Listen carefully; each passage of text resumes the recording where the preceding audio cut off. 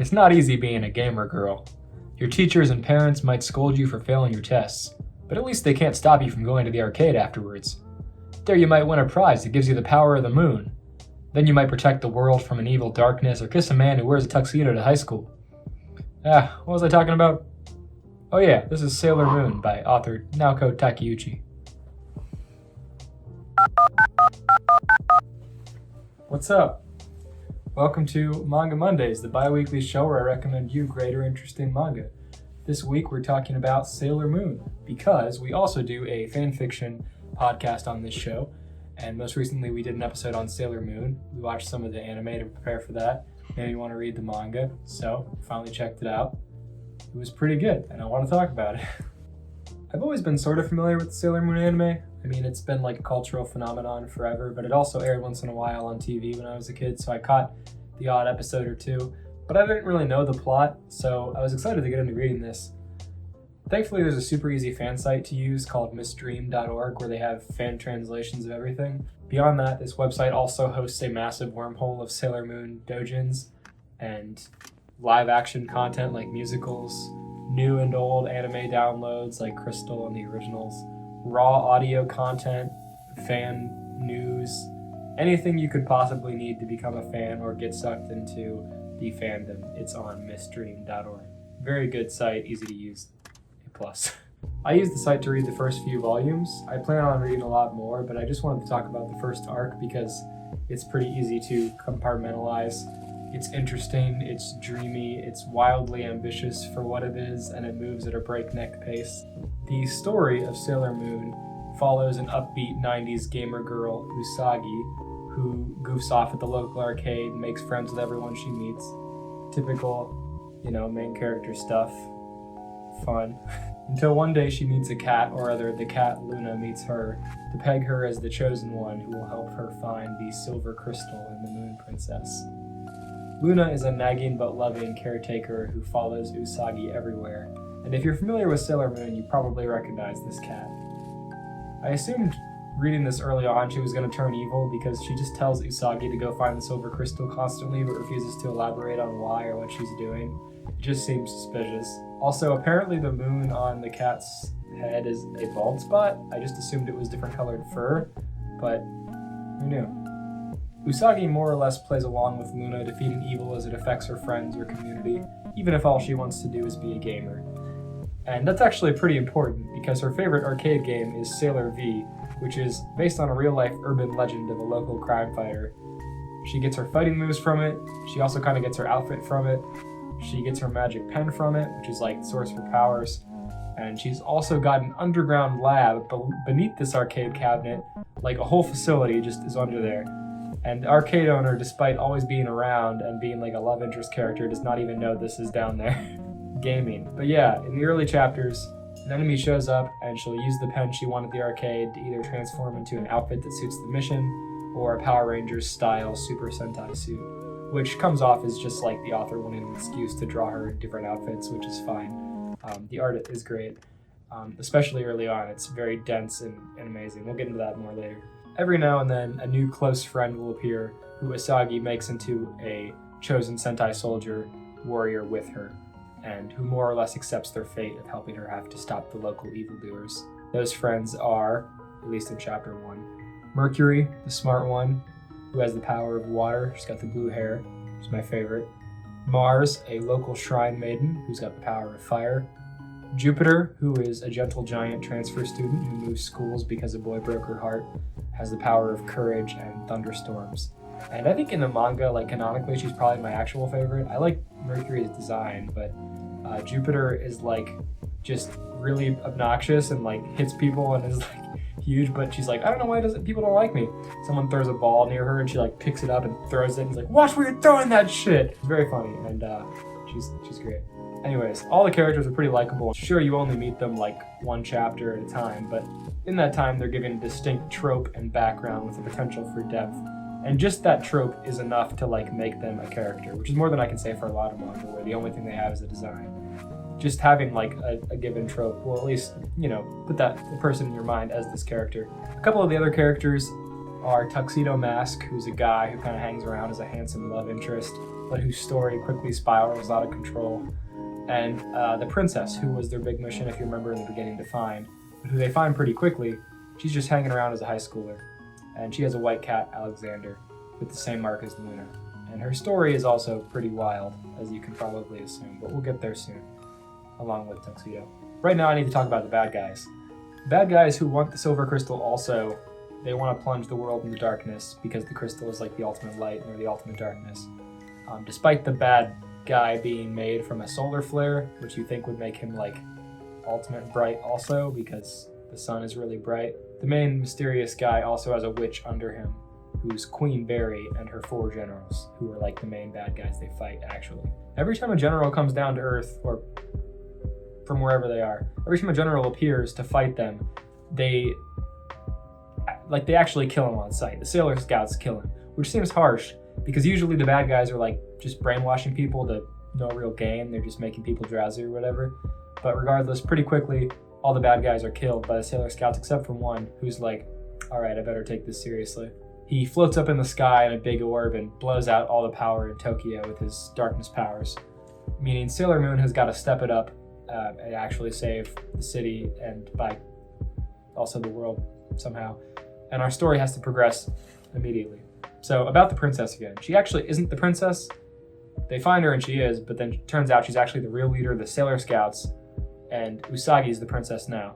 And all the Sailor Scouts are reincarnations of warriors from the moon, and they all kind of regain their old ancient memories and become warriors. And Usagi becomes the princess. As for Tuxedo Mask, he also wants the gray crystal. I don't think I mentioned that. Because as a small child, his family all died in a car crash and he lost his memory, and he's been having dreams about the crystal ever since. Which, like, to me was really funny. Not just because the car crash happens in like one tiny panel, but because the evildoers want to destroy the Earth with the crystal, the Sailor Scouts want to protect it and save the Earth, and then you just have Tuxedo Mask who wants his pre-10-year-old memories. Like, bro, just let it go. You didn't do anything when you were 9 years old that was more important than the sake of humanity, I promise you. Give it up. But it turns out he actually did, because he's a reincarnation of the Moon Princess's lover from Earth and destined to be with her, so him pursuing it was his destiny, and regaining his memories that he loved her awakened her memories that she loved him, and when he gets killed by the floating bad guy in his orb, Sailor Moon is so sad that she cries, and her tear is the silver crystal. And it's so bright that her tear brightens all of Tokyo, heals a random child's illness, unwilts a flower, turns all the dead generals into not skeletons anymore, and also good. And all is well. But then the general makes off with Tuxedo Mask and part of the crystal, like a fraction of her tear, because it went to him for his love, or whatever. And then when he gets back to the Queen chamber, the Queen turns Tuxedo Mask evil and gay in her chamber, and the Sailor Scouts go to the moon to go train or go relearn their past or whatever. Bro. Anyways, it all reminds me of like a Power Rangers movie, or like the plot of Hitman Reborn, where like the baby comes and like makes him a soldier. I don't know. I can see the influences, is what I'm saying. So they're all on the moon. They get an ancient moon sword. They meet the ancient moon queen and see the ruins of their ancient civilization. They go back home to kill Tuxedo Mask.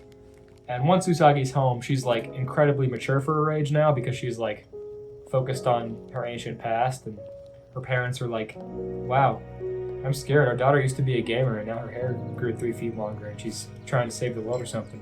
Weird. Because Sailor Moon in the first couple chapters was very ditzy and like didn't have a clear goal in her life, and now she's like, oh my god. It's only been 13 chapters. Sailor Moon goes to go fight the Ancient Evil as a god now, and she gets there and the Ancient Evil's like, hold on, you have to fight Tuxedo Mask first. I killed him. And he's standing there and he's not dead and he is evil and he is gay, but he did die at one point, now he's revived. So Sailor Moon gets really mad about this and she kills him, and we have this really beautiful shot of her like stabbing and kissing him at the same time, because kissing him awakens her power, so she gotta like kiss him and then get really strong and stab him and kills him again. And then she revives him again, so he's died twice and been revived twice. And then like while he's reviving, he has a dream and he's like dreaming of one of the generals who's like, I saved you. And Tuxedo Mask is like, oh, I'm so glad the general saved me and I didn't die, even though he has died twice, and now he's being saved by not the general, but Sailor Moon. Seems like he's just not really aware of what's going on. Anyways, that's the end. Sailor Moon and Tuxedo Mask are united and the Sailor Scouts save the world. That sounded pretty quick, right? Like I just blew through the ending, but that all happened in 14 chapters, which are, to be fair, like 48 pages long, but let's call it like 30-ish normal chapters. That's still pretty fast. These are not easy to blow through. They're dense, but they still feel fast. That's the plot of the first arc of Sailor Moon. It was pretty wild, honestly. I like the Girl stuff in the beginning. Let's get into likes. I liked it early on. There's no sense of formatting in the best way possible. Like visually, it's all over the place. There's no real like border definitions. There's just like a million background patterns and doodles and designs. Like the artist had like a sheet of like 500 designs they just drew randomly and then just like pasted them in the background everywhere. It comes off like a like amateur comic where like they're just filling it with stuff. I mentioned this in my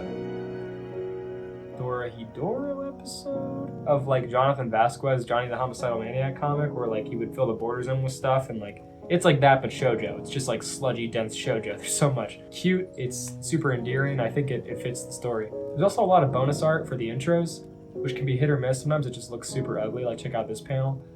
But I would say it adds to the story overall just because, I mean, more art is more art, and when it's moving so quickly, it does kind of fill out the world to have these time with these characters, even if it's just like bonus art. When you do have like a color page too, the colors, like it's like painting, it's just like watercolor or something. It's really, really nice looking. And then another high point for me that I liked was just the story. It is kind of random, but it also felt like it had been decided in advance. Like we knew these were going to be like Moon Princess characters, and we knew this was going to be like the silver crystal was going to be her tear. And when that all came together, I was like, oh, that makes sense. Like that was a nice reveal, and it felt like everything was concluded nicely. I should also mention real quick, the generals didn't actually revive. It shows them being revived in the scene where she cries and they like come back to life, but they're actually not back to life. They're still skeletons, I guess. I don't know what that shot was illustrating, but this is important because I mentioned that, never mind, it's not important. Let's just go ahead and get into dislikes. The Sailor V arcade machine I mentioned was very important that Usagi was a gamer. And yeah, the arcade machine was so many MacGuffins. Like they needed more set pieces. This machine gave them their pens, it gave them their weapons. It's how Sailor Moon learned about Sailor V. It's how a few of the characters meet for the first time. A few characters play the arcade machine. It's how their underground lab comes to be. It's like everything. Like have another set piece. It makes the world feel a little shallow when you only go to the one classroom twice and then the arcade machine every other time, and then Sailor Moon's room. I guess that's like it. 3 set pieces. That's all you get. I also wish we spent a little bit more time with the Sailor Scouts in general. They come off as just soldiers because as soon as they're given their wands, their story is over. Every time they show up is just like to battle, pretty much. They don't stop to do stuff like talk outside of fighting. I wish maybe we had like one more chapter with each of the characters. That would have been cool to develop them a little bit. I'm sure in the following arcs they get more of that. The bonus art helped out a little bit, but I'd like to know the characters a little bit more before I see them sacrifice their lives to save the world or whatever. Like, why should I care for just like people, you know? But yeah, I'm getting nitpicky now. It's only the first arc. It was really fun. I'm looking forward to checking out more of the manga. I can see just from this first arc like how wild things are. I mean, if you picked up 2 volumes of Sailor Moon, you pretty much got the entire first arc, and that entire first arc was like amazing for 91 or whenever it came out. I recommend you go to misstream.org and just go read Sailor Moon real quick, the first arc. It's wild, it's free, it's something you should check out if you're a fan of manga. Flip through the first chapter. Come on. That's all. Peace. Have a good one. Öka farten nu lite, Stumpan. En droppe svett 1 kilo.